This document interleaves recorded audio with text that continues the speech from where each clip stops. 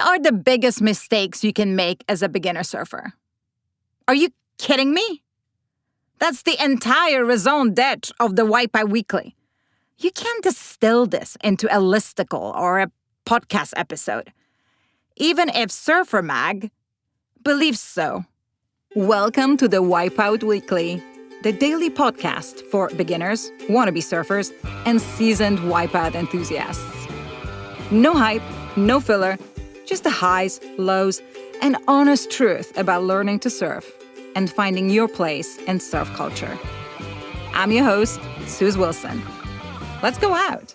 Surfer Mag published a listicle on the 8 common mistakes beginners make, an article that included words like paisel, twin pins, minimal, words that few beginners will actually understand. Advice on keeping your biceps close to the rail when paddling. Ouch, ouch, ouch! Or staying in the white water long enough to understand the intricacies of your board. Finally, my favorite, your pop-up is just too slow. Some valid points, some shallow points, some misleading points. Most likely not on purpose, but just because the author hasn't been a beginner for a very long time. I have a lot of feelings about Surfer Mag. Very complex, very complicated feelings. I have covered my boobs for the London nitpick calendar with the July 2009 issue, which featured top American surf towns. That was a good article. But since the acquisition and change of direction in terms of what constitutes quality, I just can't. But that's not what we will be talking about today. Instead, I wanted to offer our own version of common mistakes that beginner surfers make.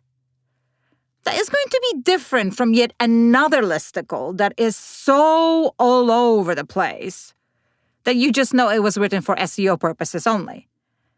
Because it lists applying too much pressure to the tail with your back foot and leaving your surfboard wax side up as the biggest mistakes you can make as a beginner. Give me a break. As far as I'm concerned, there's only one mistake that beginner surfers make. Namely, you don't get into surfing with your eyes open. Or perhaps, if I had to make it more specific, I'd rephrase it. You believe in everything you read about surfing online or watch on social media. As a result, you may have an overly romantic and/or misguided notion of surfing. And that ain't it. Surfing is subjective. Everyone has an opinion. Everyone believes their definition of surfing and what it should look like is the correct one. And on top of them all, some people just want to sell you stuff.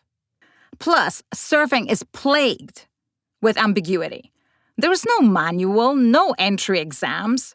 You have to figure out so much stuff on your own. And there's so much content out there. So be smart and selective about whose advice you take on board. Accept that some advice won't work for you, and some solution you'll have to come up with yourself. Not to blow on our own trumpet, but at the Wipeout Weekly, we either offer advice generated at scale, i.e. based on tons of info and feedback from our Girls Who Can't Surf Good community, or at least we preface it with, this is the general way of doing things, but it's not guaranteed it will work for you. We don't claim to know it all because no one does. And if you do go on Reddit, watch out. Some of the dudes there spend their days trolling unaware beginners, offering bad advice because they fancy themselves as stand-up comedians. By the way, just for fun, because it's not how we write our stories here, we asked ChatGPT what the biggest mistakes beginner surfers can make are. You can do it too in your own time. Honestly, it was a more valid collection of mistakes than Surfer Mag provided. But you gotta roll your eyes when you read that progress in surfing is tide-sensitive and mood-depending magic. Yeah, I think ChatGPT is ready for Reddit. And that's all for today. Check out the Wi-Fi Weekly for our free newsletter, more stories, and ways to connect with us. Thanks for listening. See you tomorrow for more of the Wi-Fi Weekly.